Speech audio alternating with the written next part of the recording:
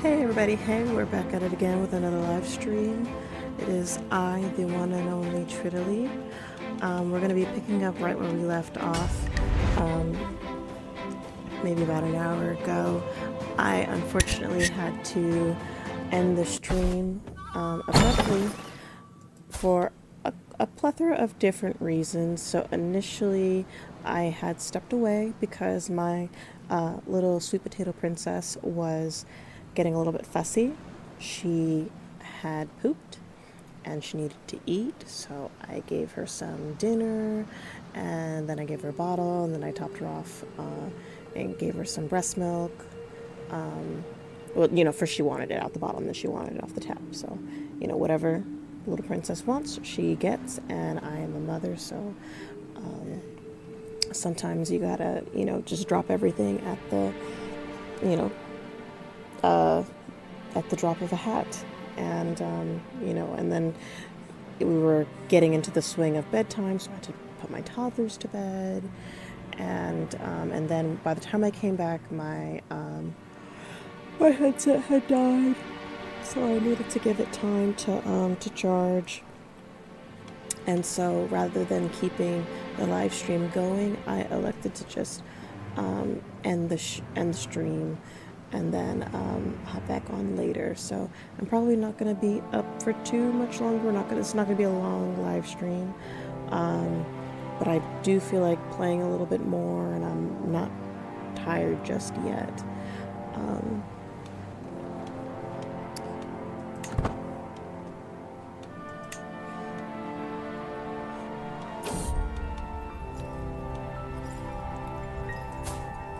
The dragon Vagar is a mercial, I think that's the word, mercial creature. I'm gonna Google that word.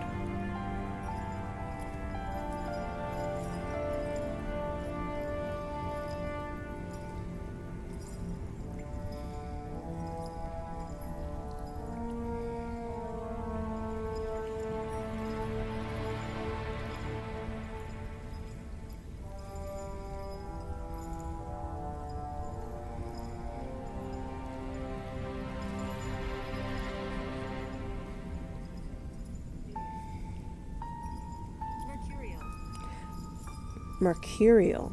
That's the word. Mercurial. Mercurial. Mercurial means someone whose mood or behavior changes quickly and unpredictably. Mercurial. Mercurial. The dragon Vagar is a mercurial creature. Some days she wants nothing more than to stretch her wings and prance around her dragonstone lair, while the very next day it is all but impossible to coax the dragon from her slumber. Vagar's tastes are simply varied, or similarly. Sorry, I'm getting a little tongue twisted. Similarly varied. While she still eats all the butchered game my servants furry down to her, I am considering sending the kitchen for far more delicious fare. Surely a nice treat would bring Vagar and I closer.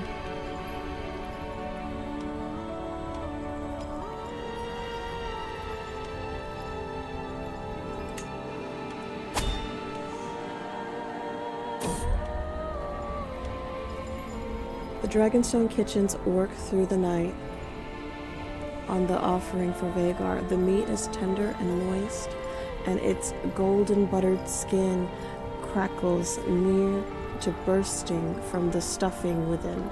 Several of my captains look longingly at the meat as it is loaded from the kitchens, but this delicacy is fit only for a prince or a dragon.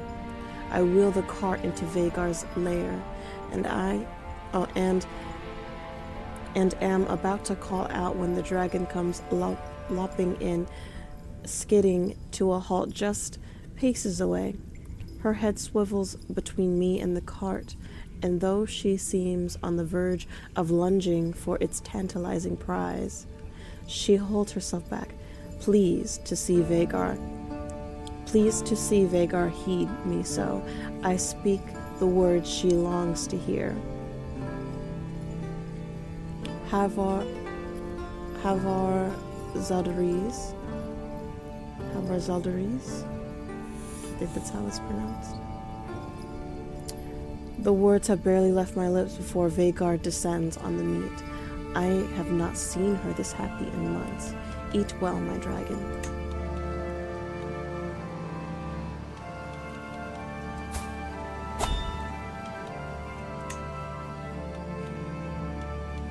So in our earlier live stream, Princess Miguel now resides at my court, and I elected to give her a little bit of a wardrobe change.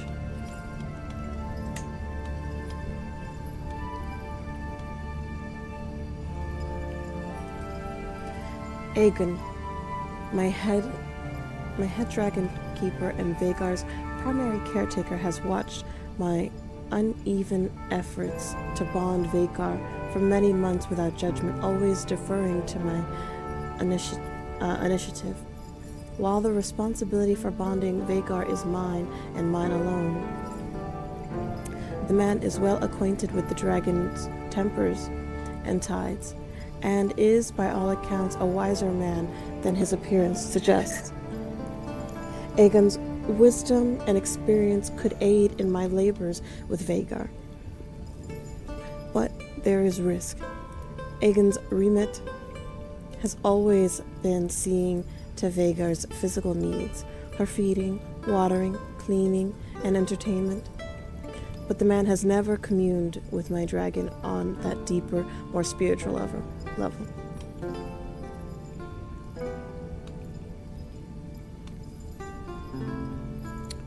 It's kind of messed up.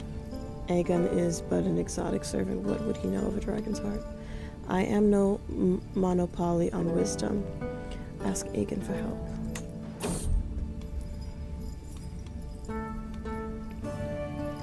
Putting my faith in the Dragon Keeper's callous hands, I have decided to join Aegon today during his labors with Vagar. Like his acolytes, I dress in rough-spun tunic and arm myself with a simple wooden quarterstaff. We spend the day mucking out the central chamber of Vagar's lair, filling her water troughs, and rechecking the myriad of gates and locks that keep my dragon in and unwanted visitors out. All this and more we do under Vagar's watchful gaze, who lumbers after me as I complete the day's chores. By the end of the day, I am slick with sweat and reek of dragon-soiled muck, and yet, as I go to leave, Vagar tilts her neck invitingly towards me, tentatively at first, and then with increasing vigor. I rake the side of her scaled neck with a good scratch. It seems my work did not go unappreciated. Aegon was right. Clean hands accomplish nothing.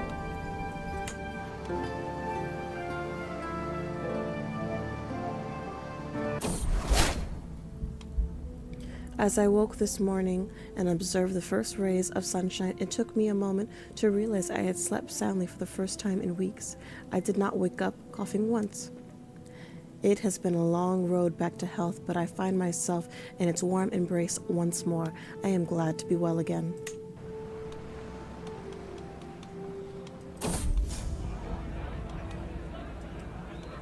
It started off so well. The family gathered in Dragonstone's great hall for a feast, and at first it was quite pleasant. My young nephew Hagen had made a studious point of including every member of the family in the conversation. Then Viserys and I began to argue. I'm not surprised, truly. This has been simmering for some time. My son and I were both deep in our cups, and I remember him making one barbared comment after another, enough that I commanded him to stop. Then we were shouting louder and louder until finally the others became alarmed and intervened. It was too late, however. Both of us said things we were likely to regret in the days to come. Well, that was unfortunate. Oh, we've become rivals.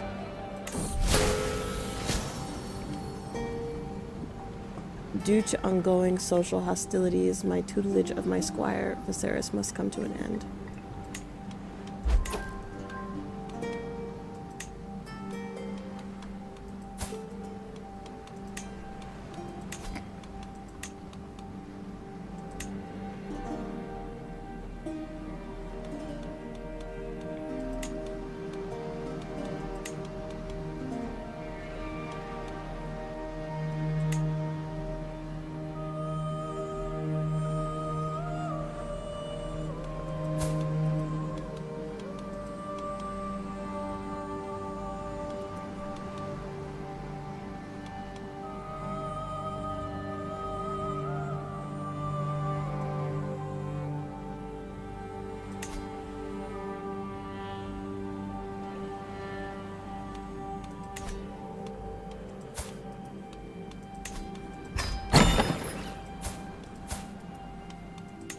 You are going to go to your father's court, your grandfather's court.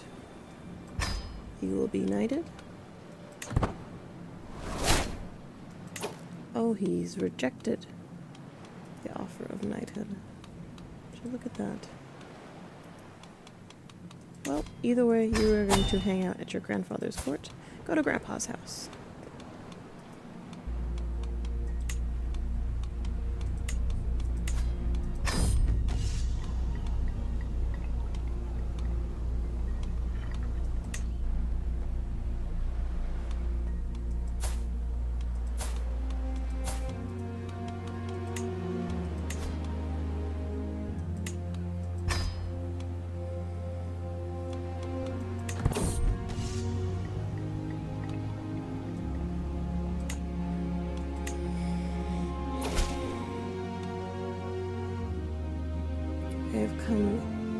I have come asking you to leave to marry a woman of Willow.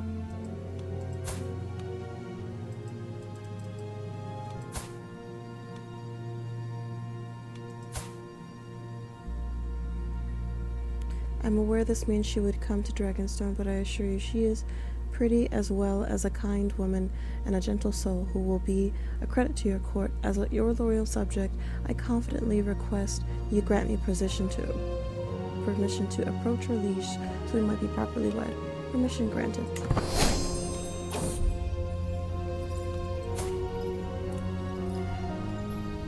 After my last visit with Vhagar, I was struck and dismayed by her seemingly inability to distinguish me and the attendants that bring her food, as if I, a prince of Dragonstone, were no different from a servant. Although my duties as prince consumes most of my days, it might be worthwhile to set aside more time to visit Vhagar.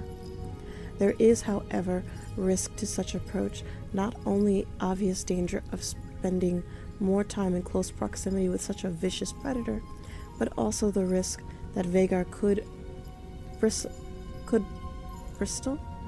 at my overeager, heavy-handed presence during the sensitive stage of our relationship. There is no substitute for time well spent. I will visit the dragon.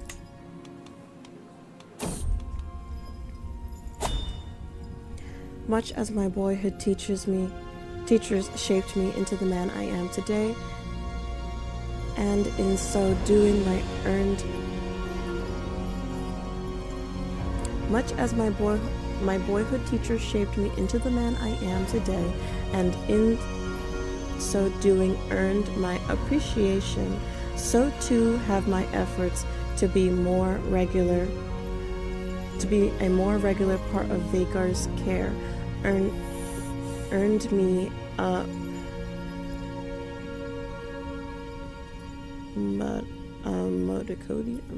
meconium? No, that's baby poop. Modicum. Let's look that up.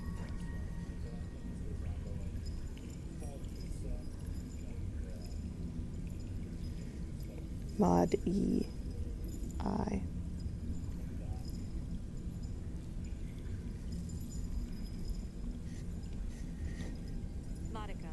Oh, modicum. So that is the correct pronunciation. I felt like it wasn't because I am a little immature. That's why. That's why. Modicum means a small or moderate amount of something.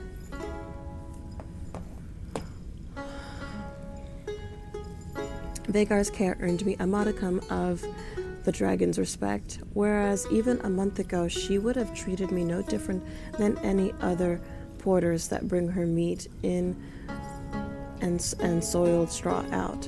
I think she now sees me in a better light. While still far from affectionate, Vagar watches me more closely and can discern my voice from those of my companions, and will even allow me to touch her neck during feedings. Day by day, I will earn her obedience.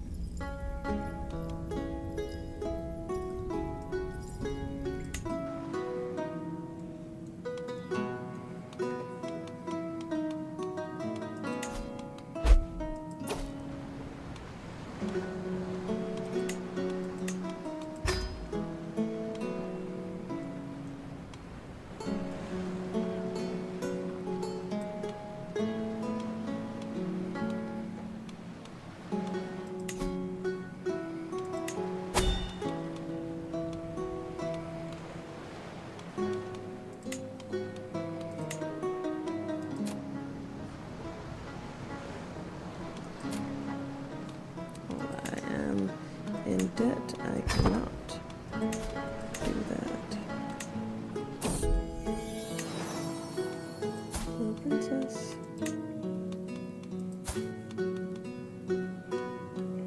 Melania.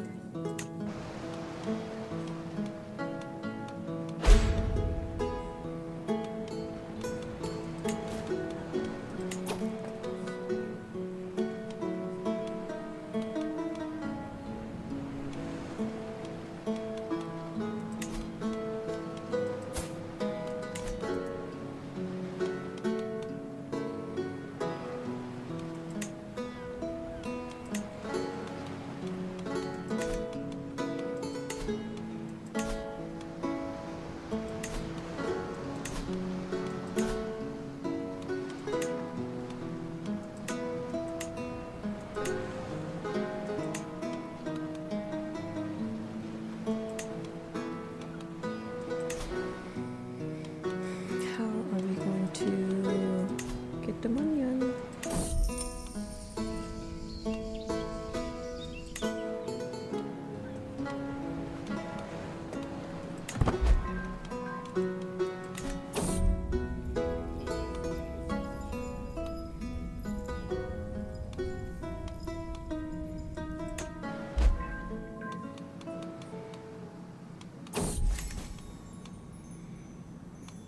The weeks of training, socialization, familiarization that I've spent with Vagar have finally started to bear fruit. Whether soaring above Dragonstone or relaxing in her lair, Vagar and I are increasingly at ease with each other. Each day we operate less and less as a mere team of rider and mount, and more as genuine companions, bound by real ties, trust, and affection. Perhaps no one can truly know the heart of a dragon, but I feel as though I know this one soul. Together we will write the legend of Balon the Brave and Vagar. Excuse me.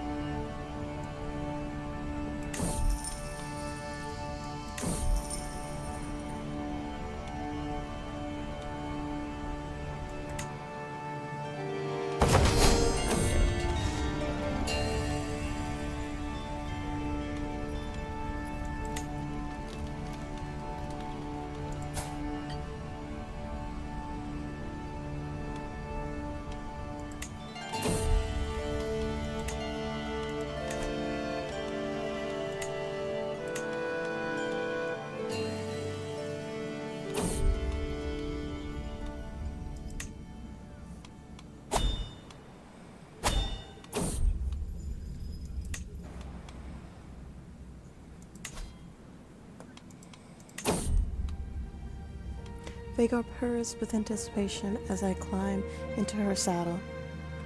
The connection with her is something I feel nowhere else, and with unspoken command we are airborne.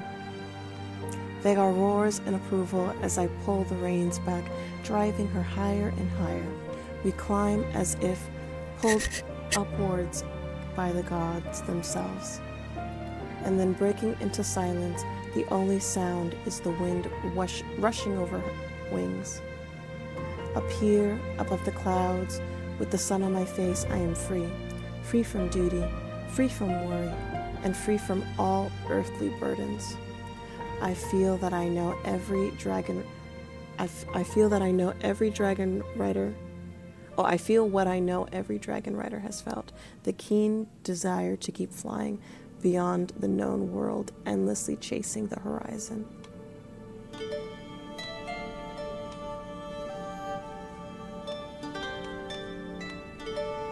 Lead the way, Vagar.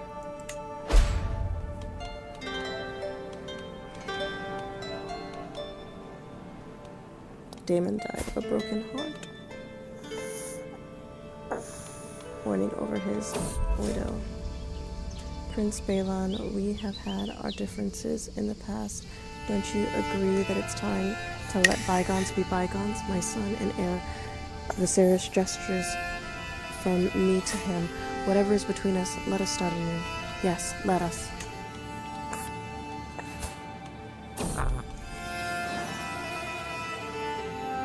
My sister wife, Princess Alyssa, is with child. I should be overjoyed. However, she has been acting strange, and I cannot shake the feeling that something is wrong. It's hard to believe that she would ever betray me like this, but could it be that I'm not the father? I must be the father, surely.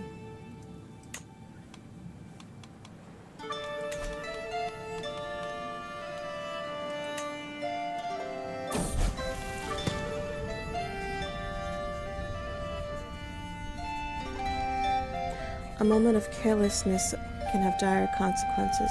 A servant simply forgot to lock the gate, and suddenly Rhaegar is outside, face to face with a stray mongrel. The danger has passed, and the child is back in his room and unharmed, but the aftermath still demands my attention.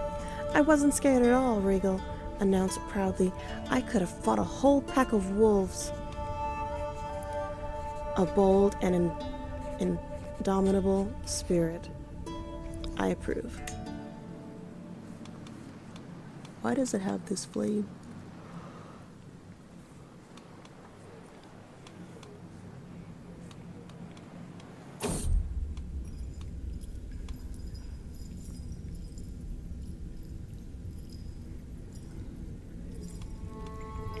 I fear that Vagar isn't responding to my efforts at bonding as well as she should. While the dragon no longer bristles at my presence, she is easily distracted and is rarely willing to listen to, let alone obey, my commands. But when I recall something my nursemaid once told me, she said that when I was an infant boy, I would cry from the hour of the bat to the nightingale, and that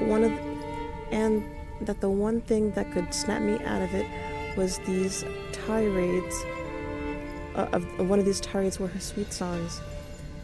Inspired, I sent to Dragonstone for a copy of manuscript of old Valyrian hymns, said to date from Lord Aenar of Dragonstone. Flight from the doomed continent, while the true provenance of the hymnal is impossible to know. The lyrics are in Valyrian, and composition is not too dissimilar from the old High Valyrian songs.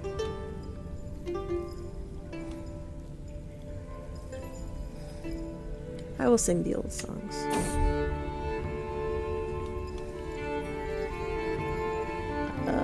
He sings a bunch. In the heart of the wind, or in the heart of the wild, where the mountain rises, there's a dragon fierce with burning eyes, scales of gold, wings that span the sky. But there is a melody that makes it cry. My voice echoes throughout Vagar's lair. No applause greets me. But as I begin the third verse, I see the dragon enter the chamber, and she slowly lowers herself to the floor. By the end of the song, she is fast asleep, snoring contentedly. Sleep well, my dragon.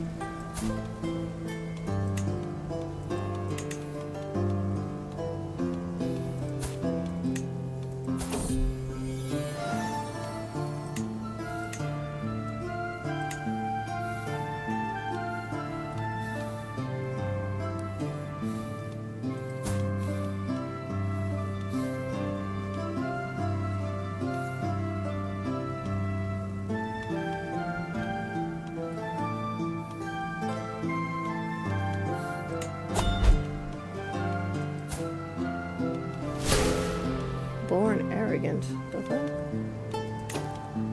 Alyssa has had complications following childbirth.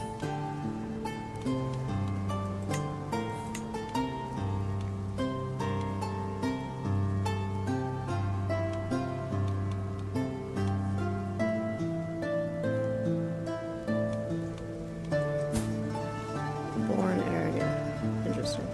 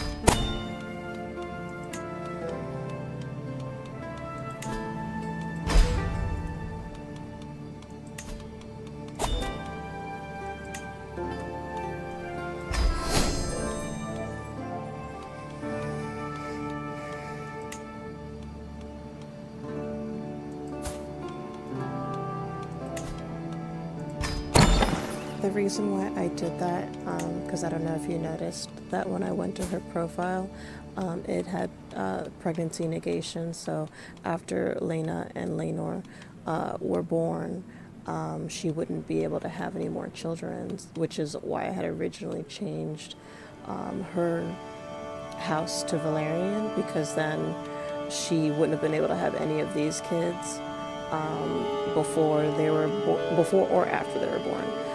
But eventually I decided to just change it back and then have them get divorced and then remarry.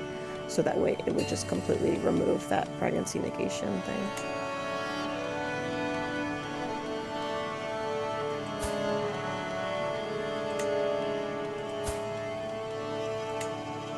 Okay, so they have 7. She is 6.